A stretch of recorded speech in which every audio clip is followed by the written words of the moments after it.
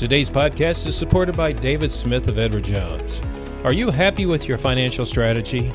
Or maybe like to see what other opportunities are out there? Well, give David a call at 469-372-1587. That's 469-372-1587. David is only concerned about one person, that's you and your financial health. So check him out, David Smith, Edward Jones, 469-372-1587. Hey everybody, it's the Trout. Hope you're having a great day. I don't know if you know this, but I scour the internet all the time looking for talented musicians that are kind of not discovered yet, but they have great talents. Sometimes I'm lucky, I obviously look out for the major names that people know, like I did recently with Walter Trout and some other musicians that have come on this channel. But I'm always looking for those little diamonds in the rough. Well, I found one in today's episode. I was watching YouTube and I was watching an episode about Norm's Guitars. Now, Norm's Guitars is a very famous, probably one of the most famous guitar shops in LA. People know about it all across America. A lot of famous musicians go there to try out the guitars all the time. And so I'm watching this little segment about this young man playing, and he starts playing some jazz licks and starts playing some country licks. And I was really intrigued by that until I also found out he was only 10 years old. And I went, holy moly, 10-year-old Prodigy already? His name is Saxon Weiss. And I reached out to his parents, and they were kind enough to let me interview Saxon, which is coming up on this episode. Now, he's only 10 years old, and he already's talking like he's been a musician for decades. He's got a great talent, and I think you're going to enjoy listening to his story and how he's already driven to succeed in the music business, so to speak. And did I say he's talented? That's up next. Saxon Weiss, a 10-year-old guitar prodigy that is going to be blown away by his talent. That's next on The Trout Show.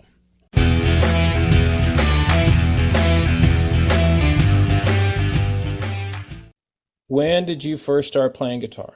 I mean, you're only 10 now, so what were you like, come out of, you're born and say, hey, Mom, give me a guitar? No, tell me about it.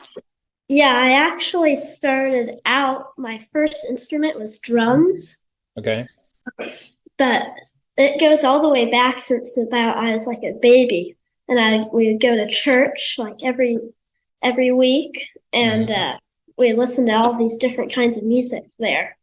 And it was really cool to hear the different music. And at that time, I really liked bluegrass and that kind of melodic sounding stuff. And I like classical too. But I was still pretty young then. And so at that time, we got this drum set for me. Okay. Went to Sam Ash's, like one of those kid drum sets, you know? Yep. And whenever we would leave, I would cry.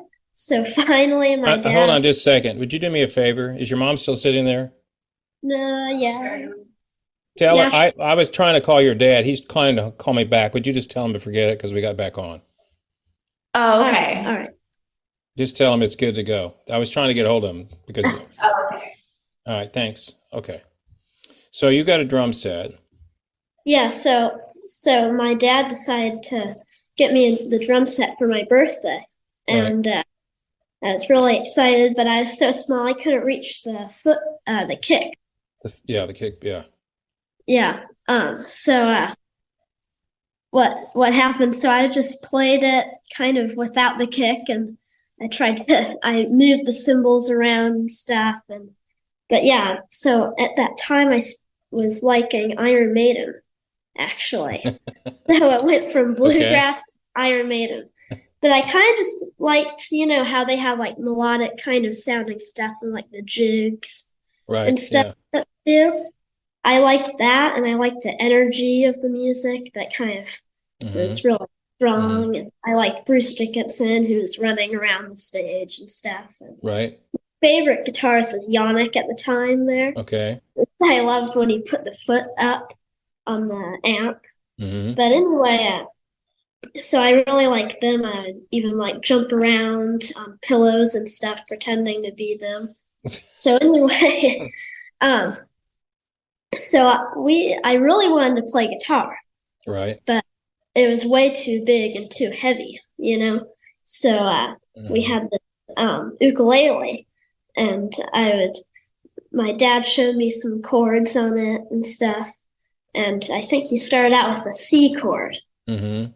Or a G. Yeah, it was a G. And like G and C and E minor. And that's what we practiced. And then he kind of tried to do a harder one, like a B minor or something. And but it's only 4 strings, right? But yeah. Okay. So it wasn't too hard, but for me it was harder, but I still got it. And so I kind of just kept playing it and started getting better, and we went to Hawaii, and these guys out in Hawaii, it was Ali'i Keanaaina and Matt Hanato and Bradshaw Ellis, who I kind of played with, and I played this family reunion with them on the ukulele. Right. I even did like a couple of just me on there, and so I did that. I played some luau's with the ukulele and a couple of bars. And so we did that, and I was really liking the Hawaiian kind of style stuff. And to transpose that into guitar, I like slack key.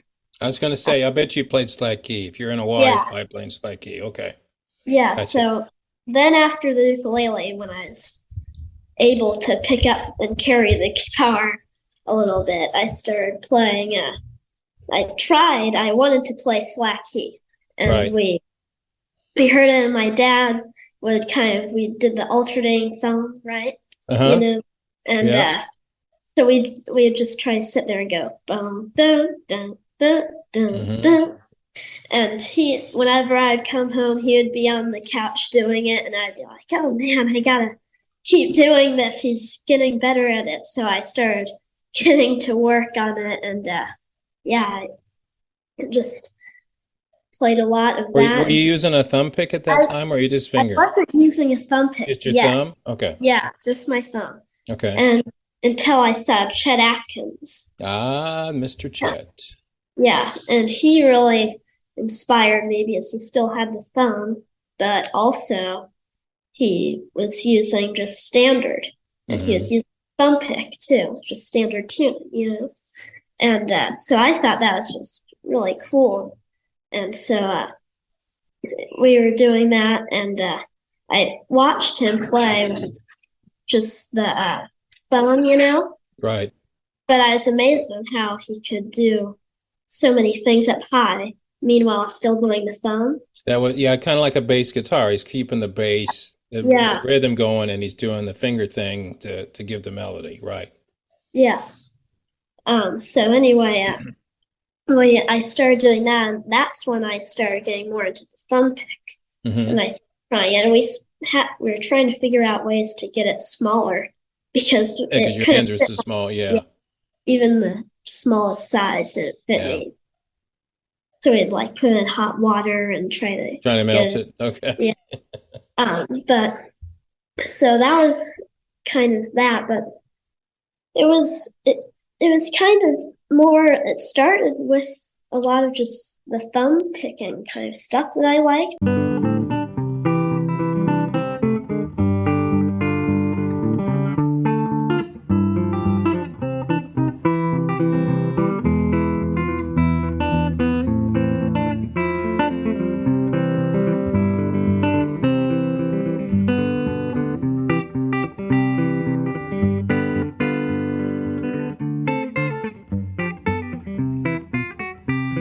Hey guys, Jack Ryan Sullivan here at Norms. I've got a new friend over here. His name is Saxon.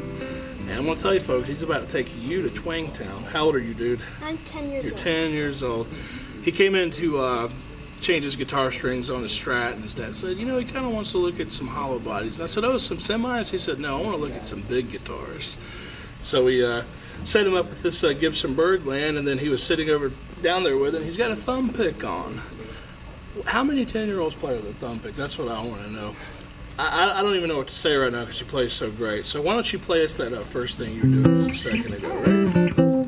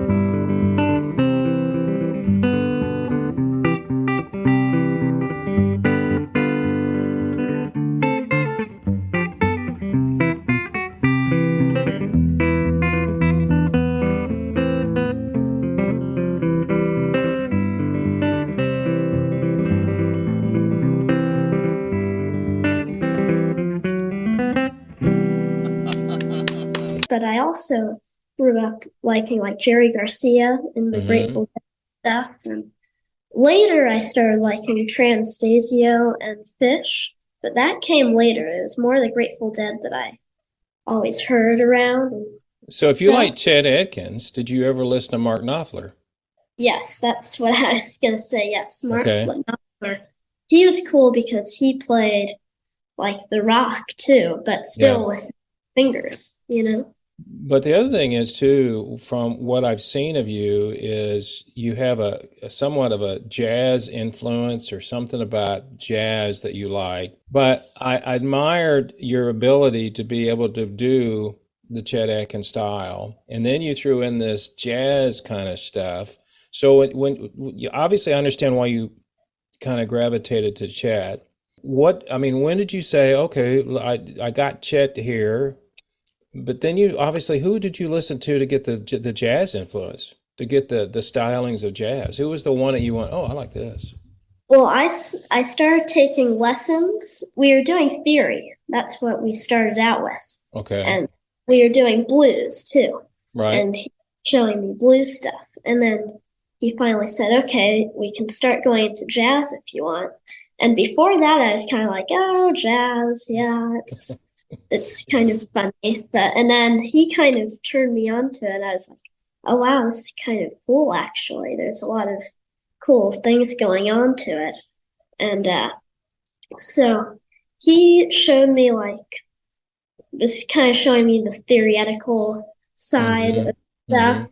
And I liked, the numbers of scales and stuff. Was there a particular, did you watch jazz performers or anybody that you liked? Well, I really liked George Benson at the time. I really liked his music because he still got the jazz, but it was catchy too, So that kind of brought me into jazz a lot to really kind of get into it.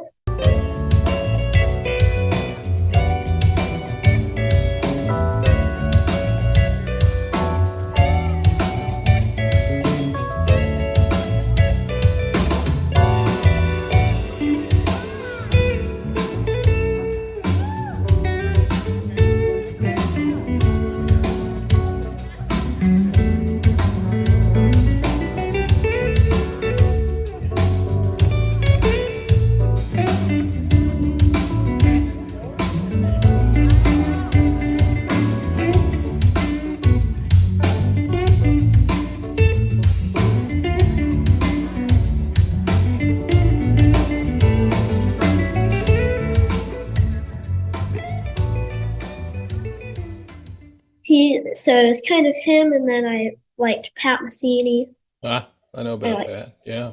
Yeah, and so it was George Benson was my first person that I really. Tell me a little bit about your practice regimen then. When you learned, as you said, I want to learn how to play Breezin' by George Benson. Tell me how you did that.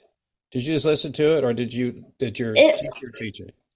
Yeah, it was more just listening to it, and it wasn't too hard to pick up, Right. It wasn't too many chords, that were like crazy and stuff. So it was just, I think it was like D major 7 to B minor, I think, to E minor to A.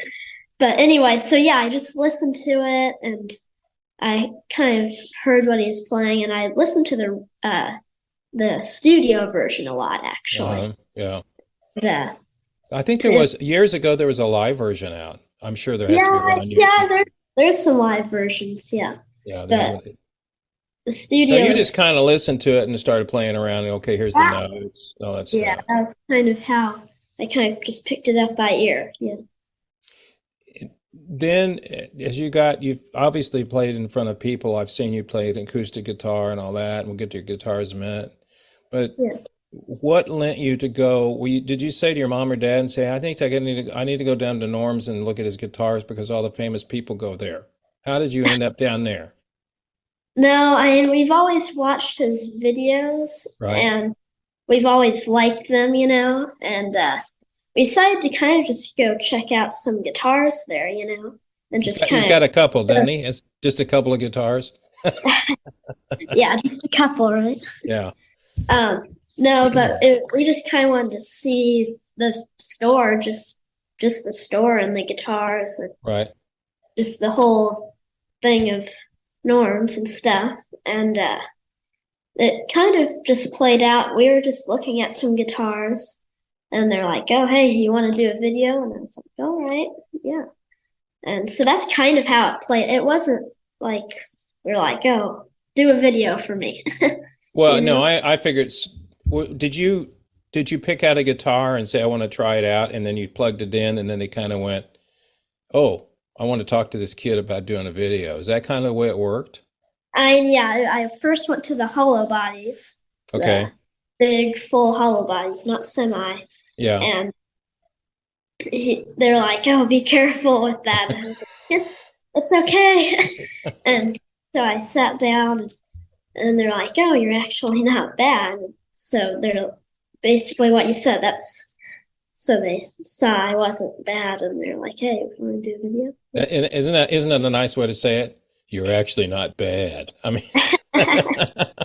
it's like, well, the thing about it is, the truth of the matter is when you walk in the store, they don't expect you to play as well as you do. You do know that.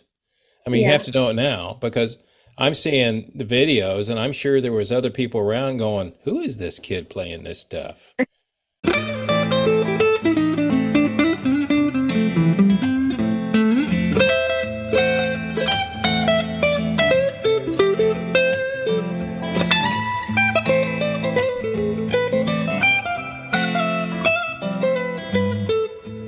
Everybody, Norm over here, and I've got 10-year-old sensation Saxon Weiss and one of the great guitar players that I know, my buddy Jack Ryan Sullivan, and both these guys are killing it together.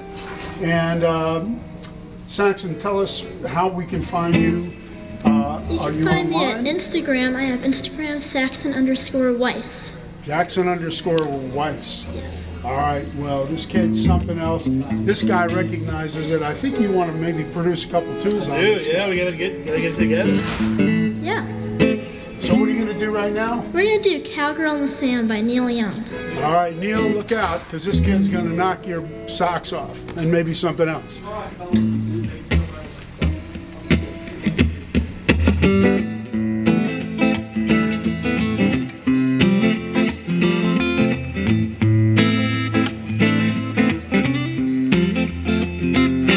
Hello, cowgirl in the sand. What's your next step, though? I mean, you're obviously still playing. Are you still taking lessons, or are you just kind of listening to what you want to do and kind of learning the music? On my lessons, so I do classical guitar with Alexander Milanov, Mhm. and that's all fingers and stuff, and reading and stuff, and that's every week. It's every Wednesday, and I did that like a couple years ago, and then COVID hit for about a year on Zoom, basically for a little bit, but Oh, okay. not. Yeah. Okay. And so then we got back, and I'm still doing it. And so we do that. I wake up at 5 a.m. every morning and do an hour of classical. Wow. You're And dedicated. You love it, don't you? yeah, So who's your favorite classical performer, though? I really like Andres Segovia, Of course you do. I was going to say, if you don't like him, there's something wrong with you. and also Christopher Parkenings. Uh-huh. He's really good.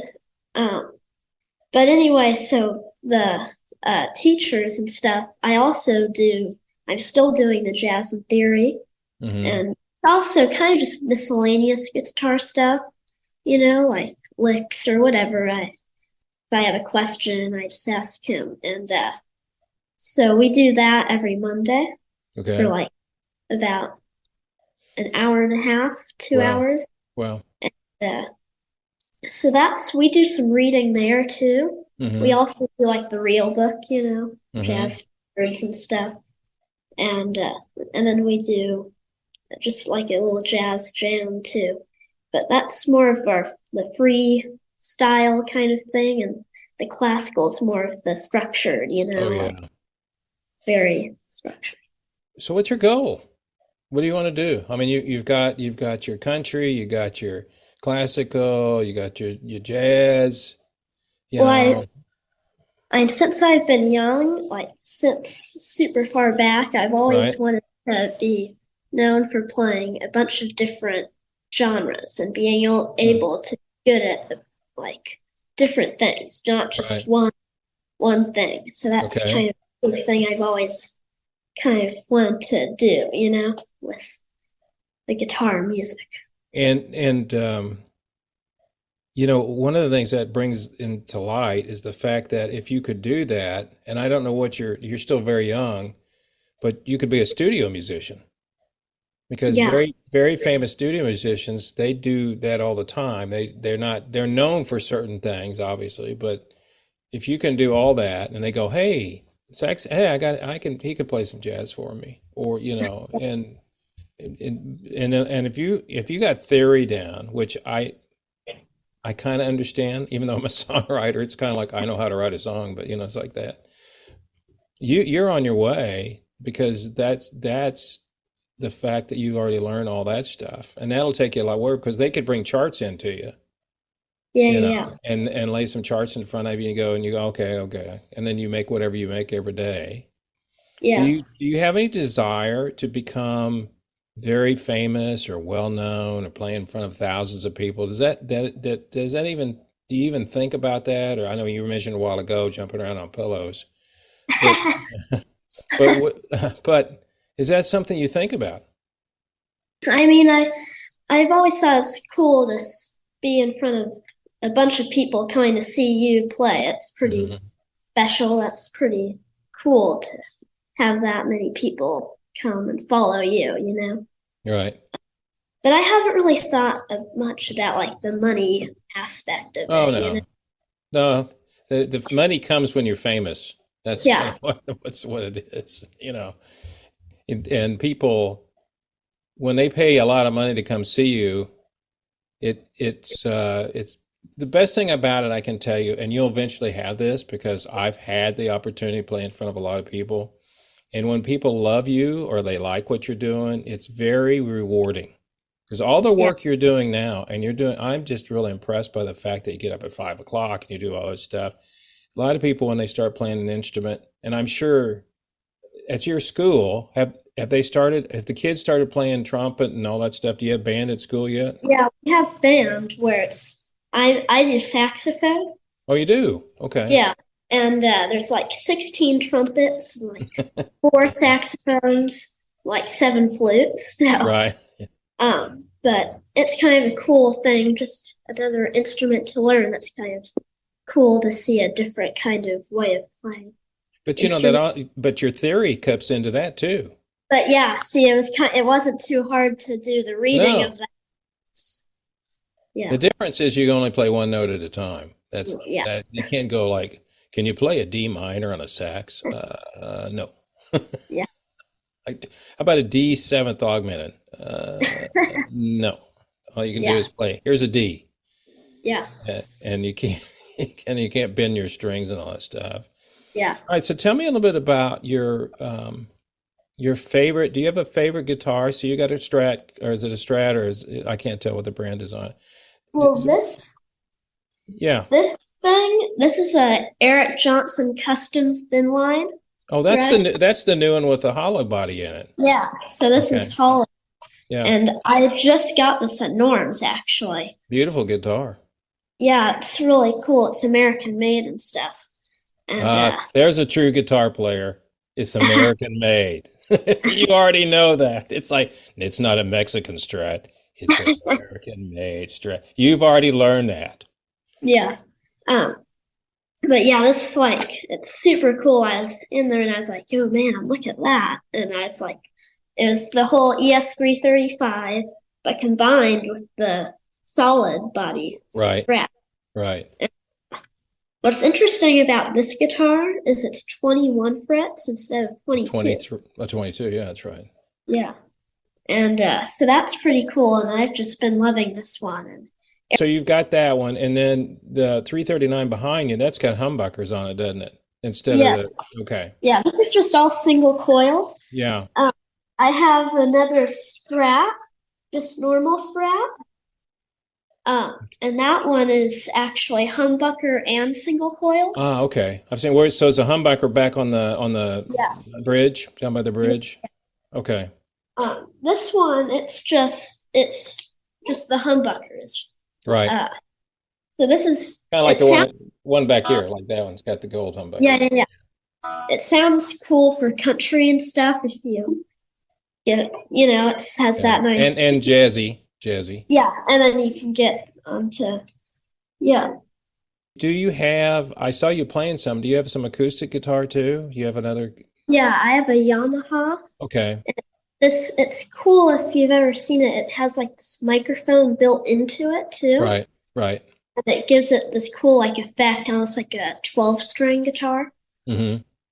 But I usually just turn it all off when I'm playing on an amp, obviously. It sounds kind of weird and tinny when it goes in with the amp.